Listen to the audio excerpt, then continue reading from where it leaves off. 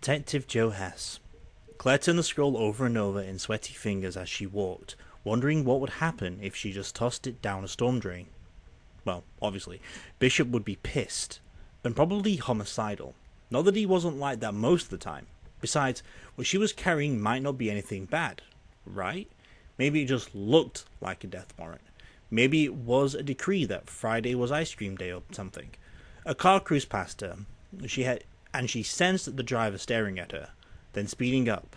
Nothing to see here but a sad, stupid evil pawn, she thought bitterly. Move along. The police station was in City Hall as well, and the entire building was being renovated, with work crews ripping out twisted metal and breaking down stone to put in new braces and bricks. The side that held the jail and the police headquarters area hadn't been much damaged, and Claire headed for the big, high counter that was manned by the desk sergeant. "Detective Joe Hess," she said. "Please?" The policeman barely glanced up at her. "Sign in. State your name and business." She reached for the clipboard and pen and carefully wrote her name, Claire Danvers. "I have a delivery from Mr. Bishop." There were other things going on in the main reception area. A couple of drunks handcuffed to a huge wooden bench. Some lawyers getting a cup of coffee from a big silver pot near the back. Everything stopped, even the drunks. The desk sergeant looked up, and she saw a weary anger in his eyes, before he put on a blank, hard expression. "Have a seat," he said. "I'll see if he's here." He turned away and picked up a phone. Claire didn't watch him make the call. She was too lost in her own misery. She stared down at the writing on the scroll and wished she knew what was inside. But then, it might make it worse if she did know. "I'm only a messenger." Yeah, that was going to make her sleep nights. The desk sergeant spoke quietly and hung up, but he didn't come back to the counter, avoiding her. She assumed she was getting used to that. The good people avoided her. The bad people sucked up to her. It was depressing. Her tattoo itched. She rubbed the cloth of her shirt over it, and watched the reinforced door that led into the rest of the police station. Detective Hess came out about a minute later. He was smiling when he saw her, and that hurt. Badly. He'd been one of the first adults to really be helpful to her in Morganville. He and his partner, Detective Lau, had gone out of their way for her not to just once, but several times. And now she was doing this to him. She felt sick as she rose to her feet. "Claire, always a pleasure," he said, and it sounded like he actually meant it. "This way." The desk sergeant held out a badge as she passed. She clipped it onto her shirt and followed Joe Hess into a big, plain, open area. His desk was near the back of the room, next to a matching one that had his partner's nameplate on the edge. Nothing fancy. Nobody had a lot of personal stuff on their desks. She supposed that maybe it wasn't a good idea to have breakables if you interviewed angry people all day. He settled into a chair next to his desk, and he took a seat, leant forward, and rested his elbows on his knees. He had a kind face, and he wasn't trying to intimidate her. In fact, she had the impression he was trying to make it easy on her. "How are you holding up?" he asked her, which was the same thing Richard Morell had said. She wondered if she looked that damaged. Probably. Claire swallowed and looked down at her hands, and the scroll held in her right one. She slowly stretched it out towards him. "I'm sorry," she said. "Sir, I'm so sorry." She wanted to explain to him, but there really didn't seem to be much to excuse it at the moment. She was here. She was doing what Bishop wanted her to do. This time, she'd chosen to do it. No excuse for that. "Don't blame yourself, Claire," Detective Hess said, and plucked the scroll from her hands. "None of this is your fault. You understand that, right? You're not to blame for Bishop, or anything else that's screwed up around here. You did your best." Wasn't good enough, though, was it? He watched her for another long second, then shook his head and snapped the seals on the scroll. If anybody failed, it was Amelie, he said. "We just have to figure out how to survive now. We're in uncharted territory." He unrolled his scroll. His hands were steady, and his expression carefully still. He didn't want to scare her, she realized. He didn't want her to feel guilty. Detective Hess read the contents of the paper, then let it roll up again into a loose curl. He set it on his desk, on top of a leaning tower of file folders. She had to ask. What is it? Nothing you need to worry about, he said, which couldn't have been true. You did your job, Claire. Go on, now, and promise me. He hesitated, then sat back in his chair and opened a file folder so he could look busy. Promise me you won't do anything stupid. She couldn't promise that. She had the feeling she'd already been stupid 3 or 4 times since breakfast, but she nodded, because it was really all she could do for him. He gave her a distracted smile. Sorry. Busy around here, he said. That was a lie. There was almost nobody in the room. She tapped a pencil on the open file. I've got call this morning. You go on now. I'll see you soon. Joe? Go, Claire. Thank you. He was going to protect her. She could see that. Protect her from the consequences of what she'd done. She couldn't think how she would ever really pay him back for that. As she walked out, she felt him watching her, but when she glanced back, he was concentrating on his folder again. Hey, Claire? Happy birthday. She would not cry. Thanks, she whispered, and choked on the word as she opened the door and escaped from whatever awful thing she just brought to his desk. It was nearly 1 o'clock when she made it back to the bishop's office, not so much because it was a long trip as because she had to stop, sit, and cry out her distress in private, to make sure she'd scrubbed away any traces before she headed back. Cassandra would be all over it if she hadn't. And Bishop. Claire thought she did a good job by looking calm, as Cassandra waved her back to the office.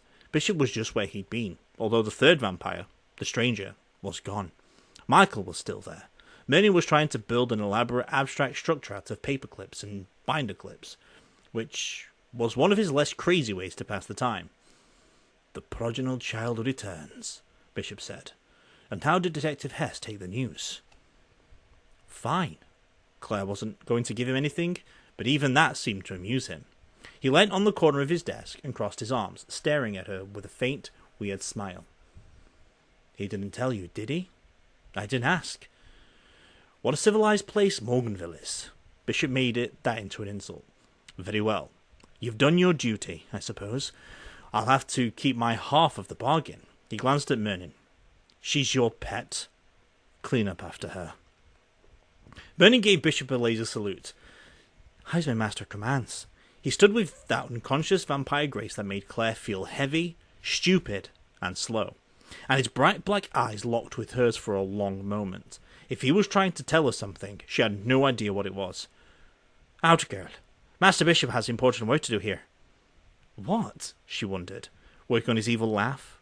Interviewing backup minions? Merlin crossed the room and closed ice-cold fingers around her arm.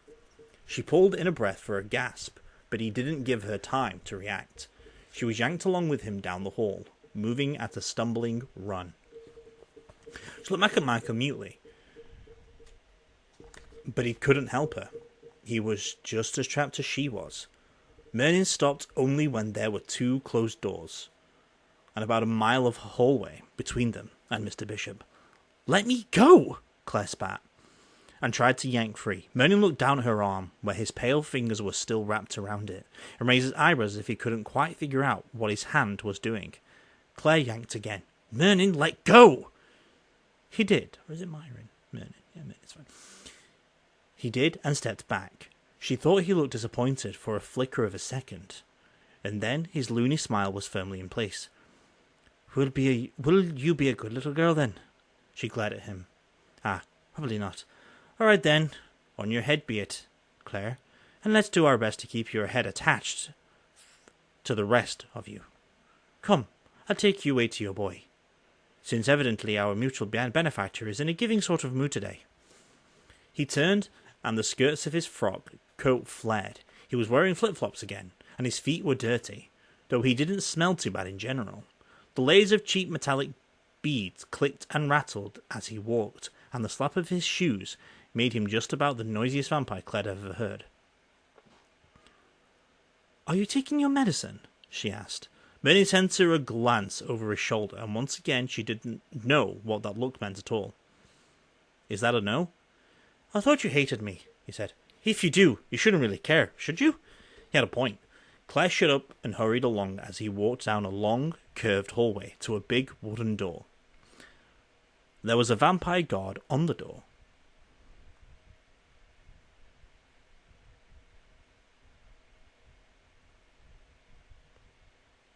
A man who'd probably been Asian in his regular life, but was now the colour of old ivory. He wore his hair long, braided in the back, and he wasn't much taller than Claire. Merlin exchanged some Chinese-sounding words with the other vampire, who, like Michael, sported Bishop's fang marks in his neck, and the vampire unlocked the door and swung it open.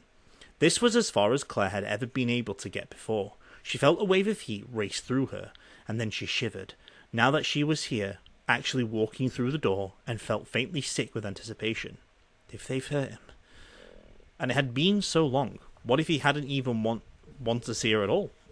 Another locked door, another guard, and then they were inside a plain stone hallway with barred cells on the left side. No windows, no light except for blazing fluorescent fixtures far overhead. The first cell was empty. The second held 2 humans, but neither one was Shane. Claire tried not to look too closely. She was afraid she might know them. The third cell had 2 small cots, one on each side of the tiny room, and a toilet and sink in the middle. Nothing else. It was almost painfully neat. There was an old man with straggly grey hair asleep on one of the beds, and it took Claire a few seconds to realise that he was Frank Collins, Shane's dad. She was used to seeing him awake, and it surprised her to see him so fragile, so helpless and old. Shane was sitting cross-legged on the other bed. He looked up from the book he was reading, and jerked his head to get the hair out of his eyes. The guarded, closed look on his face reminded Claire of his father, but it shattered when Shane saw her. He dropped the book, surged to his feet, and was at the bars in about 1 second flat. His hands curled around the iron, and his eyes glittered wildly until he squeezed them shut. When he opened them again, he got himself under control. Mostly. "Hey," Shane said, as calmly as if they'd just run into each other in the hallway of the glass house. Their strange little mini-fraternity, as if whole months hadn't gone by since they'd been parted. "Imagine seeing you around here. Happy birthday to you and all." Claire felt tears burn in her eyes, but she blinked them back and put on a brave smile. "Thanks," she said. "What'd you get me?" A shiny diamond." Shane looked around and shrugged. "Must have left it somewhere. You know how it is. Out all night partying. You get baked and forget where you left your stuff." She stepped forward and wrapped her hands around his. She felt tremors race through him, and Shane sighed, closed his eyes, and rested his forehead against the bars. "Yeah," he whispered. "Shutting up now. Good idea." She pressed her forehead against his, and then her lips, and it was hot and sweet and desperate, and the feelings that exploded inside her made her shake in reaction. Shane let go of the bars and reached through to run his fingers through her soft, short hair, and the kiss deepened, darkened, took on a touch of yearning that made Claire's heart pound. When their lips finally parted, they didn't pull away from each other. Claire threaded her arms through the bars and round his neck, and his hands moved down to her waist. "I hate kissing you through prison bars," Shane said. "I'm all for restraint, but self-restraint is so much more fun." Claire had almost forgotten that Merlin was still there, so a soft chuckle made her flinch. "There speaks a young man with little practice experience," he said, yawned and draped himself over a bench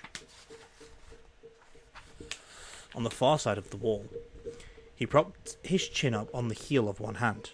"Enjoy that innocence while you can." Shane held on to her, and his dark eyes stared into hers. "Ignore him," they seemed to say. "Stay with me." She did. "I'm trying to get you out," she whispered. "I really am." "Yeah? Well, it's no big deal, Claire. Don't get yourself in trouble. Wait, I forgot who I'm talking to. What kind of trouble are you in today, anyway?" "I'm not. Don't worry. I've got nothing to do but worry mostly about you. I've got nothing to do but worry mostly about you." She was looking very serious now, and he tilted her head up to force her to meet his eyes again. "Claire, what's he got you doing?" "You worried about me?" She laughed. Just a little. It sounded panicked. "You're the one in the cage." "Kind of used to that, you know." "Claire, tell me. Please." I can't. That wasn't true. She could. She just desperately didn't want to. She didn't want Shane to know any of it. How's your father holding up? Shane's eyebrows rose just a little bit. Dad? Yeah, well, he's okay. He's just, you know. And that, Claire realised, was what she was afraid of. That Shane had forgiven his father for all his crazy stunts. That the Collins boys were together again. United in their hatred of Morganville in general. That Shane was back in the Vampire Slayer fold. If that happened, Bishop would never let him out of his cell. Shane read it in her face. Not like that, he said, and shook his head. It's pretty close quarters in here. We have to get along or we'd kill each other. We decided to get along, that's all. Yeah, said a deep, scratchy voice from the other bunk. It's been one big sloppy bucket of joy. Getting to know my son, a multi-eyed and sentimental. Shane rolled his eyes. Shut up, Frank. That any way to talk to your old man? Frank rolled over and Claire saw the hard gleam of his eyes. What's your collaborator girl doing here? Still running errands for the vampires? Dad, Christ, will you shut up? This is the two of you getting along? Claire whispered. You see any broken bones? Good point. That was not how she'd imagined this moment going, except for the kissing. Then again, the kissing was better than she dared believed was possible. Shane... Shh, he whispered, and pressed his lips to her forehead. How's Michael? She didn't want to talk about Michael, so she just shook her head. Shane swallowed hard. He's not... dead? Define dead around here, Claire said. No, he's okay, he's just... you know, not himself.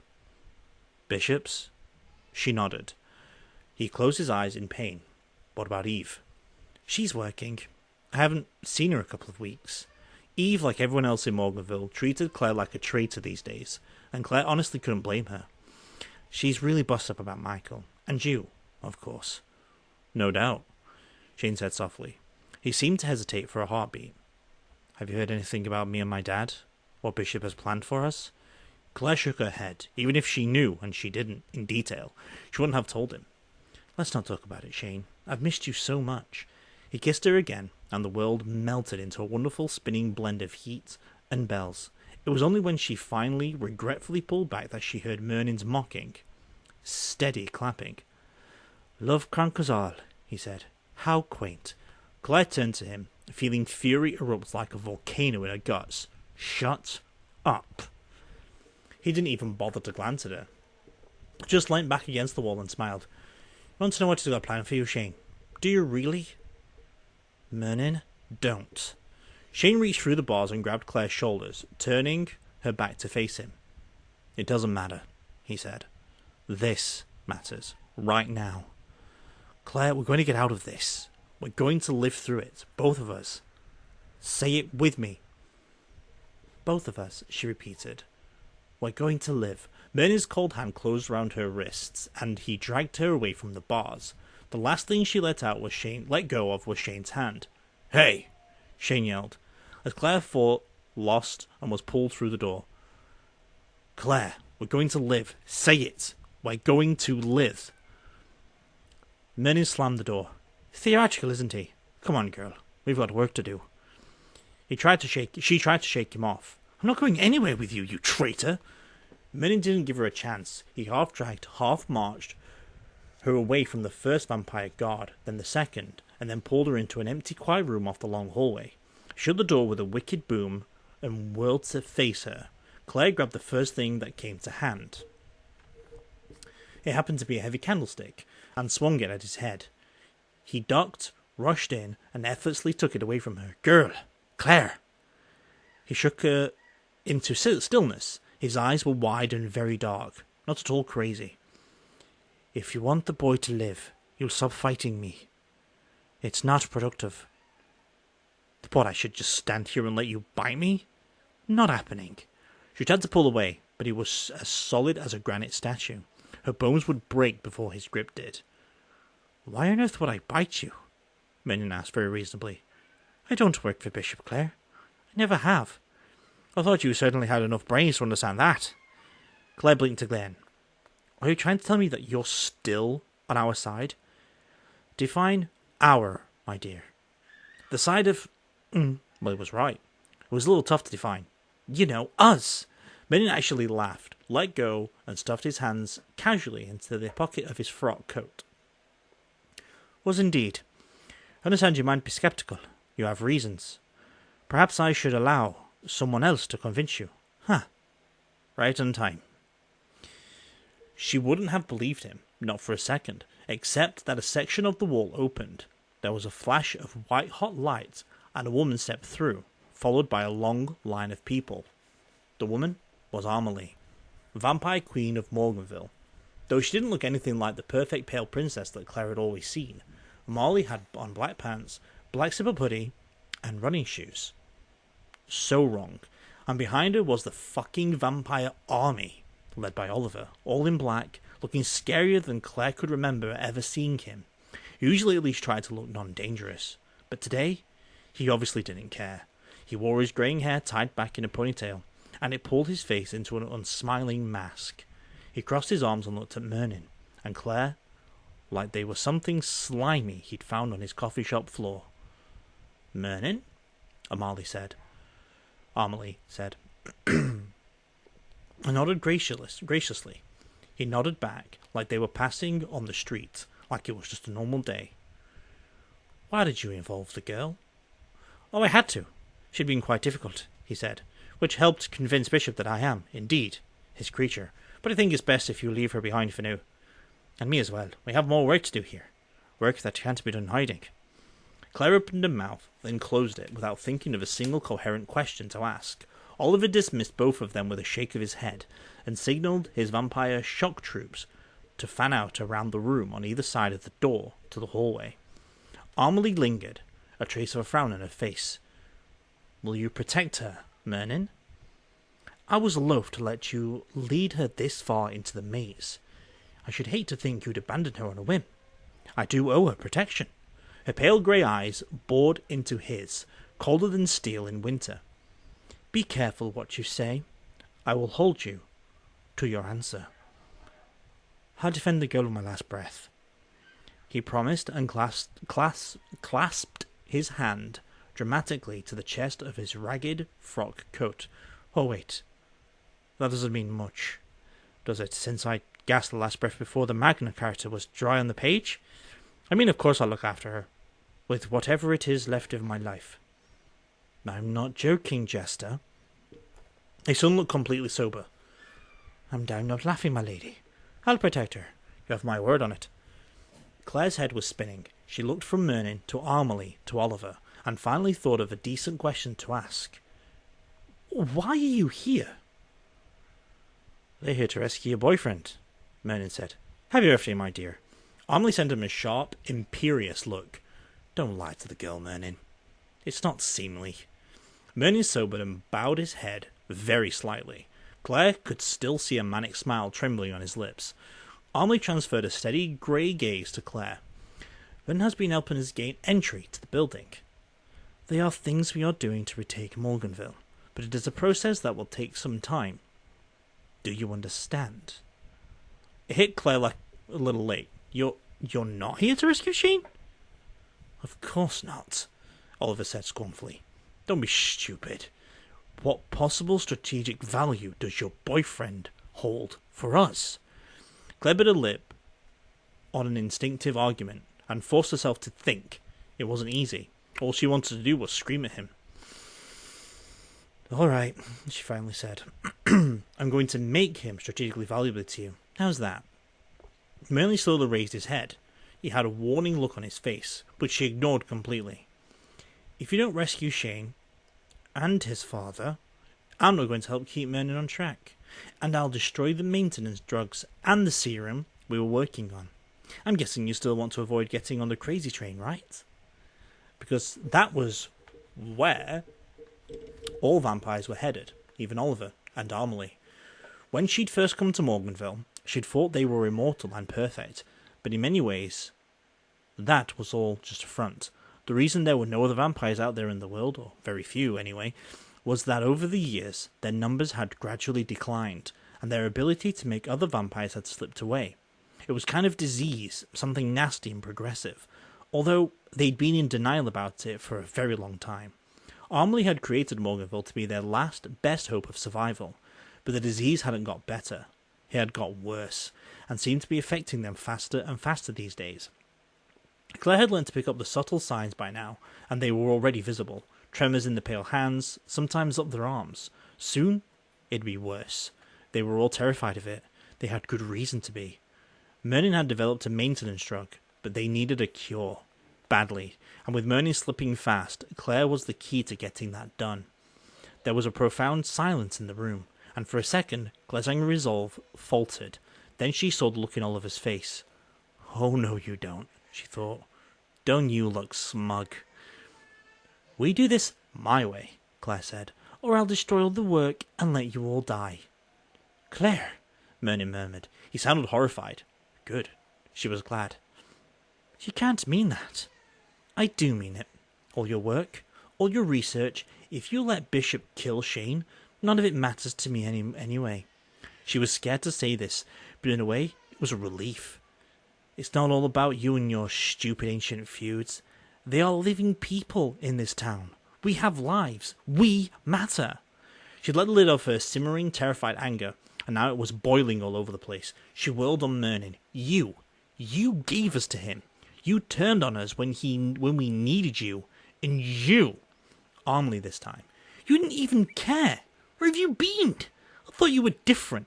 I thought you wanted to help. But you're just like the rest of them. You're just... Claire. Just the one word, but from Armley, that was all it took to stop Claire in her tracks. What else could I do? Bishop turned enough of my followers that any action I would take would have been against my own people. It would have been a fight to the death, and that fight would have destroyed everyone you or I love. I had to withdraw and allow him to think he had triumphed. Merlin did what he could to protect you and all your friends, while we found another way. Claire snorted out a little bit of laugh. Sure he did. You're all alive, I believe. Unlike most who've crossed Bishop throughout his life. You might think on how unlikely that is, so long after he should have lost interest and torn you and my town apart. Armley's face was as hard as carved marble. My father has no interest in administering, only in destroying. Merlin has been persuading him to at least try to keep Morganville alive, and putting himself at constant risk to do so. Claire didn't want to believe it. But when she actually thought about it, she remembered how often Bishop had ordered people killed, and how often Merlin and Michael had managed to distract him from carrying it out. "Michael," Claire said slowly. "You turned Michael back, didn't you? He's not really Bishop's anymore." Armley and Oliver exchanged looks, and Oliver shrugged very slightly. "She's a quick study," he said, and never said otherwise, unless the boy's a bad actor. "If he were a bad actor, he'd be long dead by now," Armley said. "Claire, you must not treat Michael any differently, for his life's sake. You must not. Now, I need you to go with Merlin.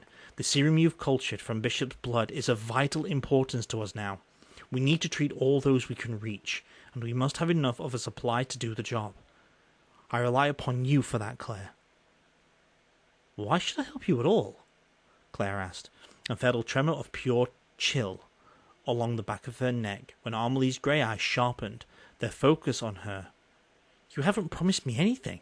I want you to swear you'll get Shane and his father out of there alive." Oliver growled, and from her peripheral vision she saw the ivory flash of his fangs. "You going to permit this puppy to bark at you?" "What I do is my affair, Oliver." Armley let out a long moment pass before she said, "Very well, Claire. You have my word that we will retrieve Shane and his father before they are executed. What else?" Claire hadn't really been prepared to win that argument. She blinked, searched for another demand, and came up with nothing in particular. Then she said, "I want you to promise me that when this is over, you're going to change things in Morganville." Armley looked, for a moment, perplexed. "Change things? What sort of things?" "No more hunting humans," she said. "No more owning people. You'll make everybody equal around here. You're speaking of things you don't understand. These things are required for us to survive in relative security. I put my people at further risk. I won't put my people at further risk, nor leave them to the whims of mercies of yours. I've seen too many centuries of death and destruction. Amelie shook her head. No. If that is your price, then it's too high for me to pay, Claire. Do as you will, but I won't betray all we've built here to accommodate your sentimental idea of modern life. Claire had been raised to be kind, to agree, to help, but just for a second, locked in a stare with the founder of Morganville, she wanted to give up. The only thing that stopped her was imagining what Shane would have said if he'd been standing in her place. No, she said, and felt her heart flutter madly in panic. Her whole body was shaking, pleading for her to run, avoid the confrontation. You hear what you're saying, right? You want to save your people at the cost of human lives. I won't agree to that. I can't. Deal's off. I'm not helping you anymore, and the first chance I get, I tell Bishop about Merlin too. Amelie turned on her hard and fast, and before she knew what was happening, Claire felt a cold hand around her throat. She was smashed up against the wall. Claire screamed and slammed her eyes shut, but not fast enough to block out the rage on Amelie's face, or the wicked sharp white fangs that were staring at her. She felt Amelie's cool breath on her throat, and heard Merlin murmur something under his breath, something in a language she couldn't understand. He sounded horrified. Amelie's hard, cold hands let go of her throat. Instead, they fastened around Claire's shoulders and shook her. Claire's skull bounced off a brick, and she winced and saw stars. Open your eyes, Amelie barked. Claire did, blinking away confusion. I have never met such a vexing, foolish human being in my entire life. There are 800 vampires in the world, Claire. In the world. Fewer each day. We are hunted. We are sick. We are dying. There are billions of you. I will not put you first. That was a raw, furious hiss, and it sparked something terrible in Amelie's eyes, something out of control and hungry. I will save my people. Behind her, another vampire stepped out of the shadows and said very quietly, Amelie, none of this is Claire's fault. You know that. And she's right. It's the same thing I told you 50 years ago. You got mad then too, as I recall. The vampire taking Claire's side was Sam Glass, Michael's grandfather. He still looked college age, even after all these years. He was probably the only one of the non-breathing who could have stepped in on Claire's behalf. Or would have. He touched Amelie's shoulder. She turned on him, but he wrapped her in his arms, and for a second, 1 second, Amelie let herself be held before she pushed him away and stalked to the far corner of the room, agitation in every moment. Oh, just get her out, she said. Oh, just get her out, she said. Merlin, get her out, now, before I do something I regret, or possibly, which I don't. Claire could hardly breathe, much less protest. Merlin took her hand in his and yanked hard. She brushed by Oliver, whose eyes were flaring in hunting vampire colours, and felt a low, decibel growl fill the room. Merlin shoved her towards what looked like a blank wall, and for an instant of panic Claire thought she was going to hit it face first, and then she felt the telltale tingle of one of Merlin's stable wormhole portals, his alchemic travel network that led to some of the most dangerous places in Morganville. The wall dissolved in a swirl of mist, and Claire had the feeling of helplessly falling into the dark, with no idea where she'd land.